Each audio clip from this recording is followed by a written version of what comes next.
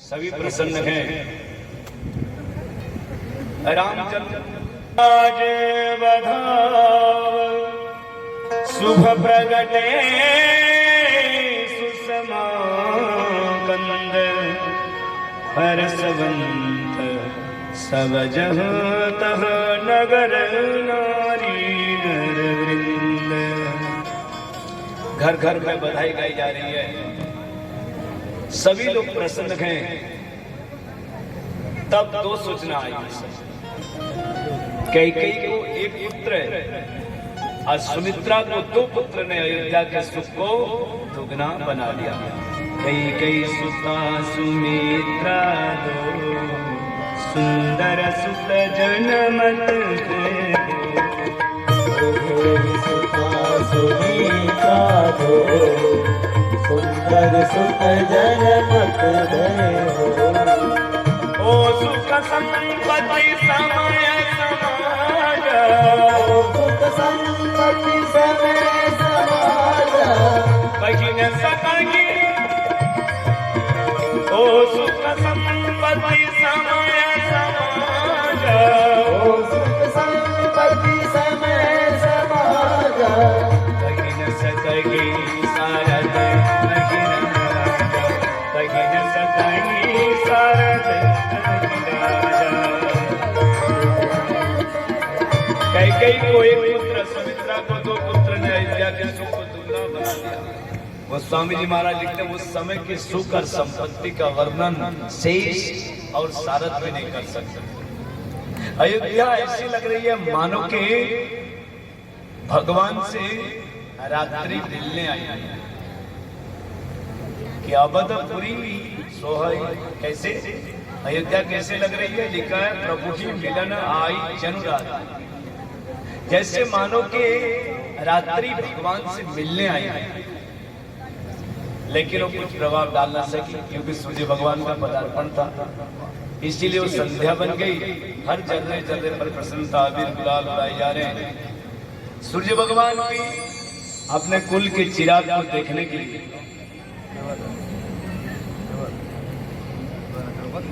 एक जगह पर रथ को लेकर के खड़े हो गए। अब सूर्य भगवान एक जगह पर लिखा है, कौतुक देखी पतंग हुलाना एक मास ते जातन जाना।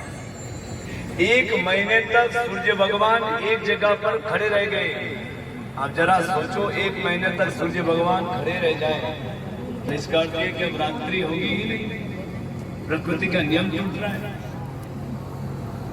जरा सोचो, जो परमात्मा निराकार है, निर्विकार है, और निराकार ब्रह्म की मनुष्य के स्वरूप में, साकार के स्वरूप में आ गए।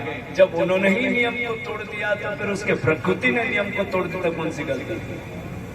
याद दुख से जल्दी सुख के दिन बीत जाते हैं, सुख से जल्दी शांति के दिन बीत जाते हैं, शांति से भी जल्दी आनंद के दिन बीत जाते हैं, आनंद से भी जल्दी परमानंद के दिन बीत जाते हैं। आज अयोध्या में परमानंद का दिन नहीं था, सच्चा ब्रह्मानंद का दिन था, जहाँ पे स्वयं पूर्ण ब्रह्म प्रकट हुए हो। फिर वहाँ कैसा अंधकार? अंधकार तो वहाँ होता है जहाँ पे राम नाम, सूर्य की गैर मौजूदगी में ही अंधकार। देखिए एक बार क्या हुआ,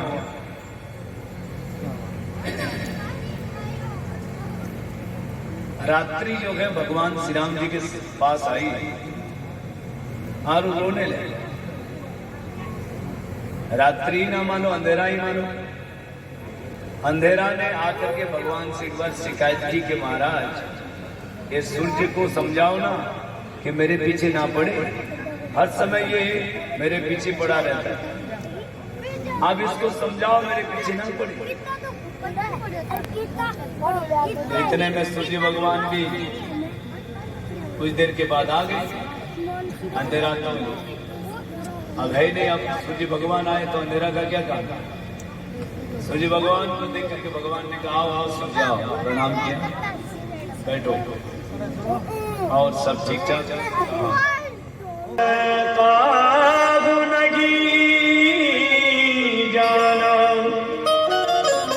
दिन मनी चले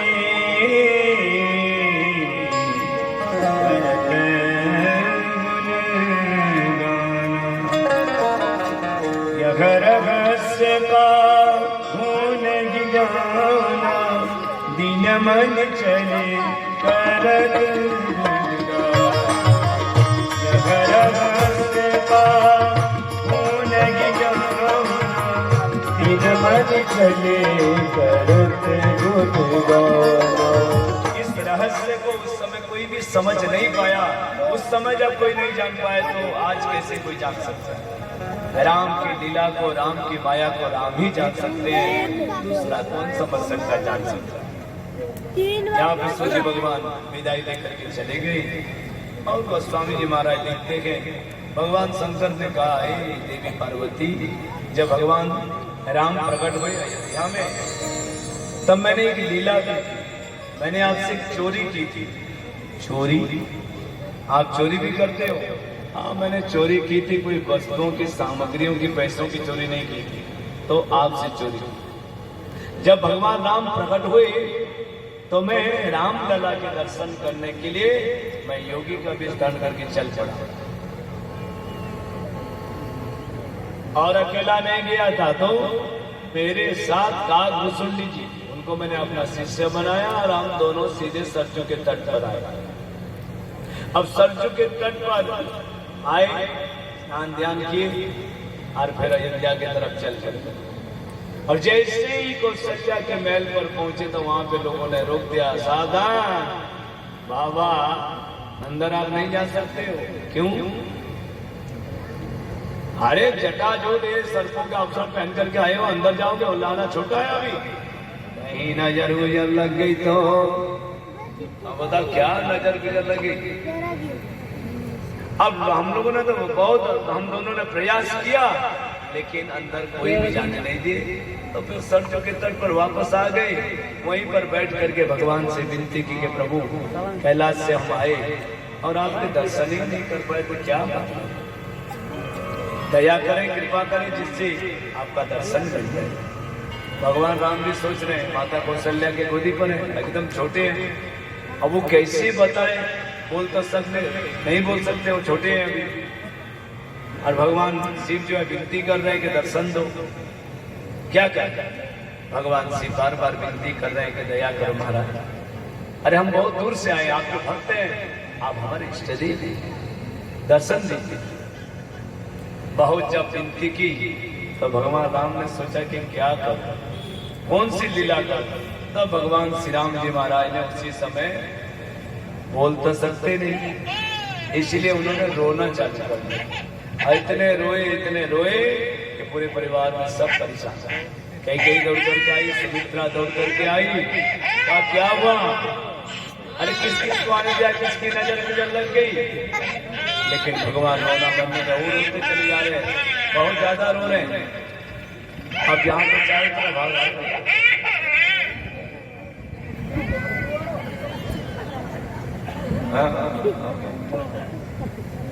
तो चारों तरफ आकर वो यहाँ पे इतने में महाराज दशरथ जी मंत्रियों को, सुवर्णों को लेकर के आए। क्या हुआ? कहा नजर गुजर लग गई, नजर गुजर लग गई। मंत्री सुबट्टों को लेकर के बुलाया और कहा जाओ कोई ऐसा योगी पुरुष को पकड़ करके ले आओ जो नजर गुजर को उतारना, उचित इनाम उसको देंगे। यहाँ पे दूत लोग चले, सरजू के किनारे महाराज भगवान शंकर और काकभूषुंडी जी विचार विमर्श कर रहे थे। भगवान देखने में तो कोई योगी महापुरुष लग रहे हो, क्या आपको कोई नजर गुजर उतारना आता है? भगवान शिव जी को मौका मिल गया तो मार दिया चौका।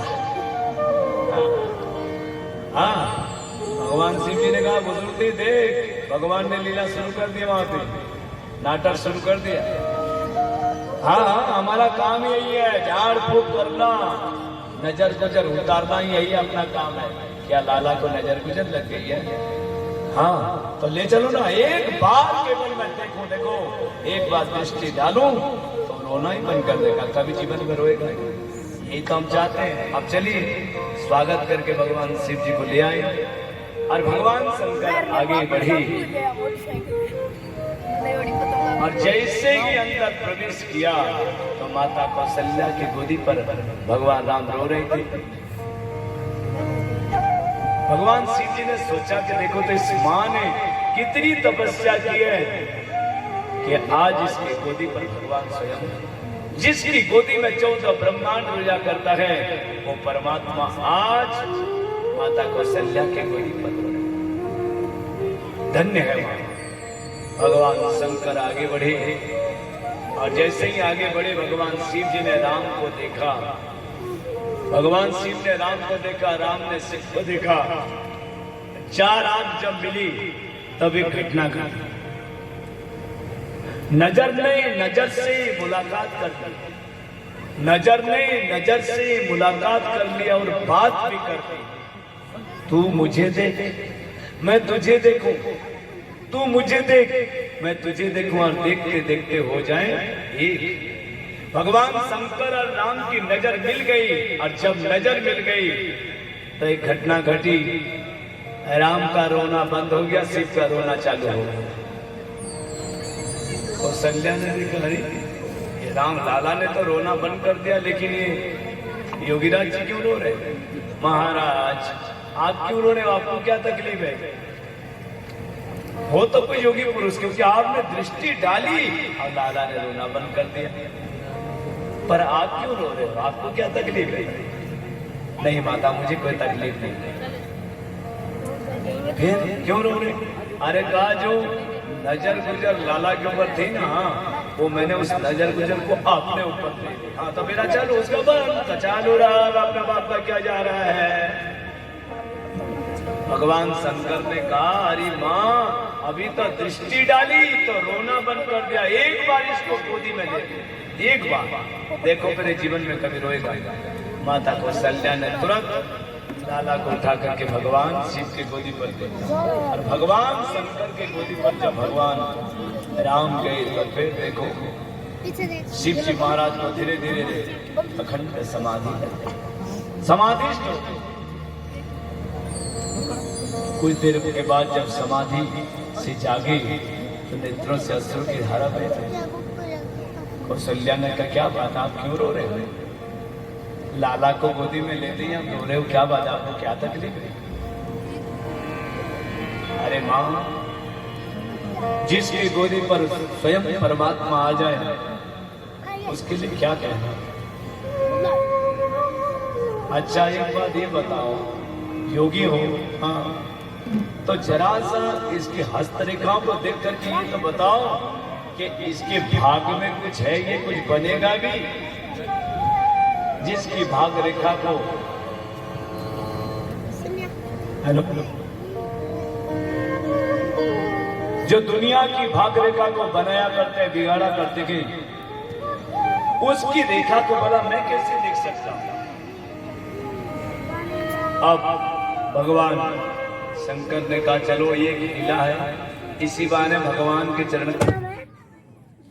है। गांव-गांव में इसके मंदिर बनेंगे, सुबह शाम आरतियां होंगी, घंटनाद होंगे, जयकार। इसके नाम पर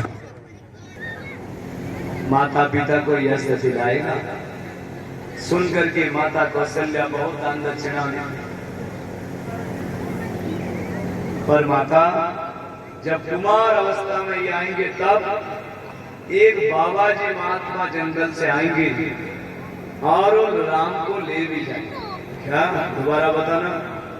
कहा एक बाबा जी आएंगे जंगल से कुमार अवस्था में, आज इसको ले भी जाएंगे। क्या ये बाबा जी के लिए आया है? देखो लाला कहीं नहीं जा सकता।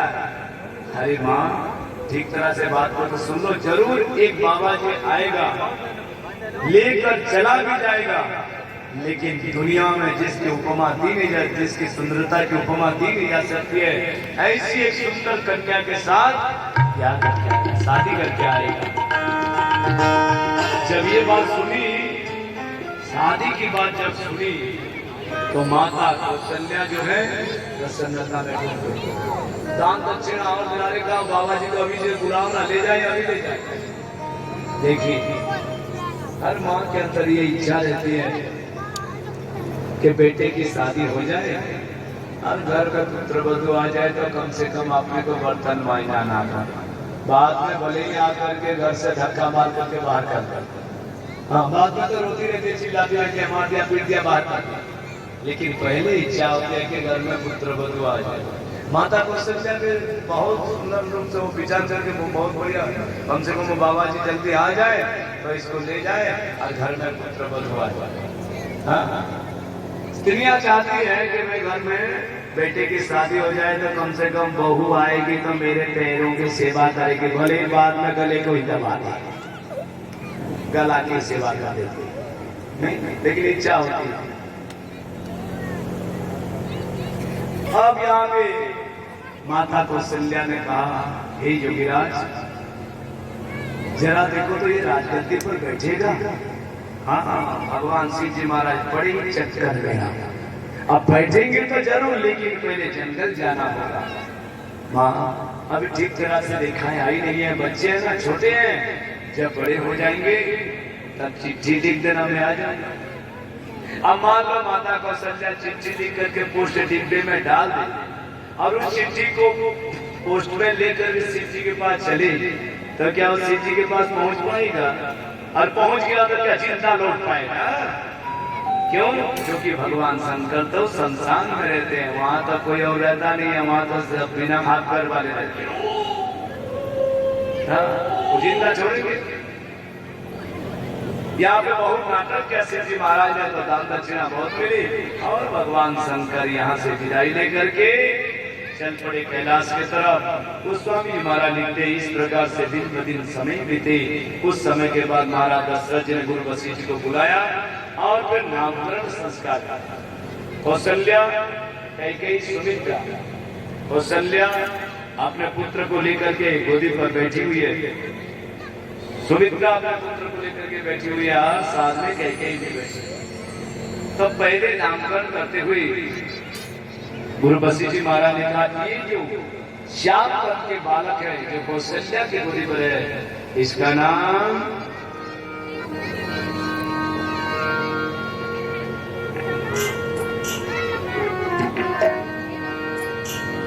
जो आनंद सिंधु सुखरासी, जो आनंद सिंधु सुखरासी, जो आनंद सिंधु सुखरासी, जो आनंद सिंधु सुखरासी,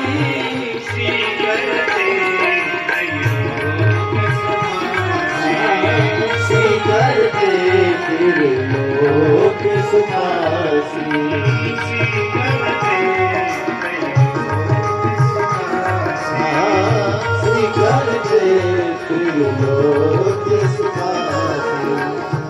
इनके तो ऐसे अनेक नाम है, लेकिन अपनी मति से इनका नामकरण तो इनका नाम है जो लिखा है, जो आनंद सिंधु सुखरासी, जो आनंद रूपी समुद्र है। भगवान के पास एक आनंद रूपी समुद्र है। भगवान एक सीख निकाल करके उसको डूबो करके निकाला तो उसमें से एक बूंद ही पानी निकला। उस आनंद रूपी समुद्र में से एक बूंद ही पानी निकाला और वो एक बूंद पानी को 5 जगह पर लगा दिया, रूप रस गंध स्पर्श शब्द। तो कितने सुख अनुभव कर रहा है आदमी, जरा सोचो, जब वो आनंद का समुद्र मिलेगा तो कितना आनंद मिलेगा। वास्तविकता यह है कि हम उस आनंद के समुद्र तक पहुंच ही नहीं पा रहे, 3 कमरे में ही चक्कर लगा रहे, जागृत सुषुप्ति स्वप्न, ये 3 कमरे में ही चक्कर लगा रहे। इसके बाद भी एक कमरा है जो चौथा कमरा जो आनंद की समुद्र है, वहां प्रवेश नहीं कर पाते। प्रवेश तभी कर पाएंगे जब इन तीनों से छुटकारा पाएंगे। लेकिन सोना को कौन छोड़ेगा? नहीं, सोओगे जागृत, सोओगे तो जागना पड़ेगा, सोओगे तो नींद आएगी, सपना भी देखोगे। और ये 3 अवस्था में जीव चक्कर लगा रहा है, चक्कर काट रहा है। ये चौथी अवस्था जो है, जिसको तुरीय अवस्था कहते हैं, जहां जाने पर जीव को आनंद ही आनंद मिलता है, वो आनंद रूपी समुद्र है। तो ये आनंद रूपी समुद्र में प्रवेश कैसे मिलेगा?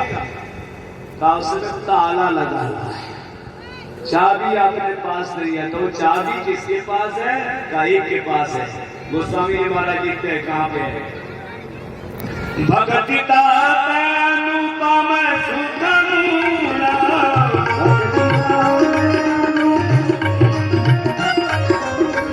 भगति अनुपम सुख मूला,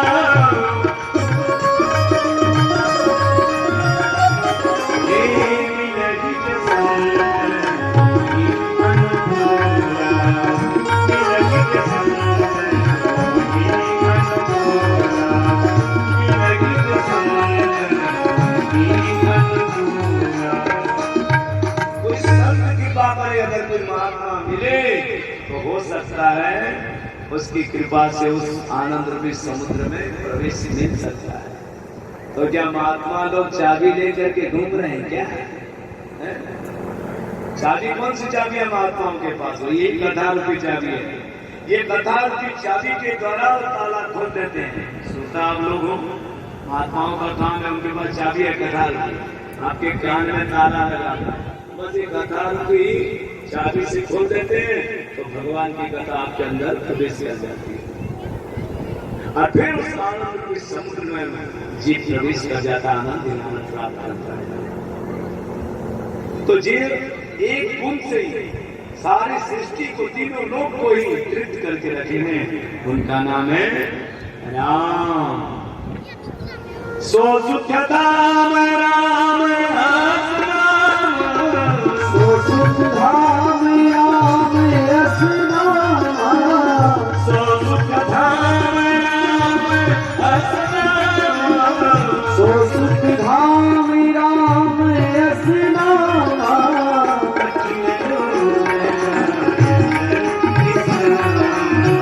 अखिल लोक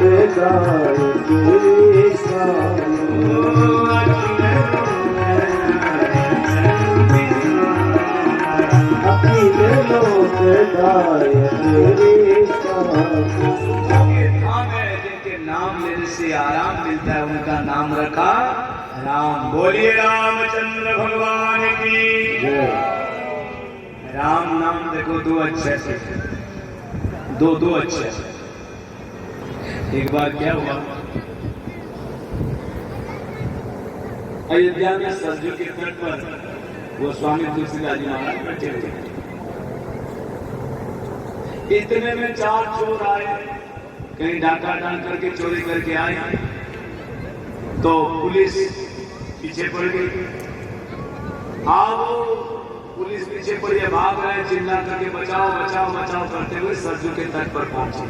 वहीं गोस्वामी तुलसीदास जी महाराज बैठे हुए थे। महाराज बचाओ बचाओ बचाओ, मार के आका चोरी करके आए गए, ये पुलिस पीछे पड़ी है, कुछ करो ना, बचा लो हमको, बचा लो। अच्छा सुनो, रुको, इधर बैठ जाओ चुपचाप। नहीं मारा, हम यहाँ रुकेंगे तो फिर पकड़े जाएंगे, फिर कुछ करिए। तो गोस्वामी तुलसीदास जी महाराज ने कुछ एक कागज लिख करके उसमें कुछ ऐसे लिख करके, पहले कागज कहाँ चलता था, भोजपत्र, तो उसमें कुछ ऐसे लिख करके मोड़ दिया और कहा ये लो पकड़ो इसको। एक आदमी पकड़ा, कहा तुम इसके हाथ को पकड़ो, तुम चारों के हाथ पकड़ करके इस सरजू के ऊपर से निकल गया। वो चारों चोर जो है सरजू नदी के ऊपर से पैदल चलते हुए उस बात पहुंचे।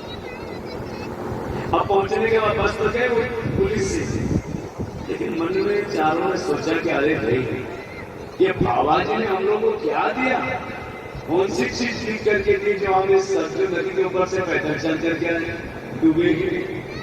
जरा देखे तो क्या चीज है, खोलो तो। खोल करके देखा तो उसमें राम लिखा हुआ था।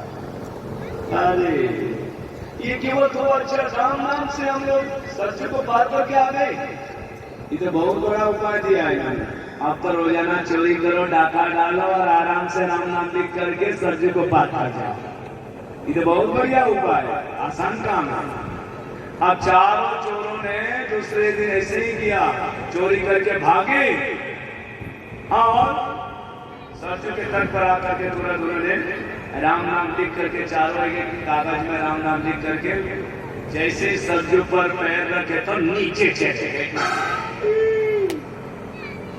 अब वही गोस्वामी महाराज लड़के थे, तुरंत उनको किसी तरीके से बचा करके लोगों से खींच खाच करके लाए। अरे बचाओ उनको, बचाओ। बचा के लाए, आकर के चरणों में गिर पड़े। महाराज आपने उस दिन कुछ कागज में राम नाम लिख करके दिए, तो उसके प्रताप से तो हम चारों चोर उस पार पहुंच गए, नदी के ऊपर से चले गए। लेकिन उसी को हम आजमाए, वही राम नाम को लिख करके कागज में, जैसे ही हम सरजू जी पर पैर रखे हमारा हम तो डूबने लगे, तो किसी तरीके से आपने बचा दिया। ये बात समझ में नहीं आ रही। आप राम नाम लिख करके दिए तो हम आराम से नदी को पार करके चले गए, और हम लोग खुद लिख करके चले तो डूबने लगे। इसका अर्थ क्या है? तो गोस्वामी तुलसीदास जी महाराज ने कहा, सुनो, आप लोग मैंने जो राम नाम लिख करके दिया था वो संतों का दिया हुआ राम नाम है। मैंने जो राम नाम लिख करके दिया था वो संतों का दिया हुआ राम नाम था, और आप लोग जो राम नाम लिख करके चले थे वो चोरों का नाम है। चोरों का राम भैया तारता नहीं है, डुबाता है। संतों का राम ही तारता है। क्या मतलब है? सभी राम राम कर रहे हैं, लेकिन आपने अपने तरीके से। लेकिन कोई संत महात्मा का प्रताप अलग ही होता है। अगर कोई राम नाम दे रहा है तो उसका अलग ही प्रताप है, पूजा करता है। ये परंपरा, गुरु परंपरा है। उसमें इधर उधर भटकने से क्या मिलेगा? केवल राम नाम जाप करो, उतरे में ही कल्याण है। लोग आजकल लगे रहते हैं, केवल नाम सारी सिद्धियां आपको, सारी सिद्धियां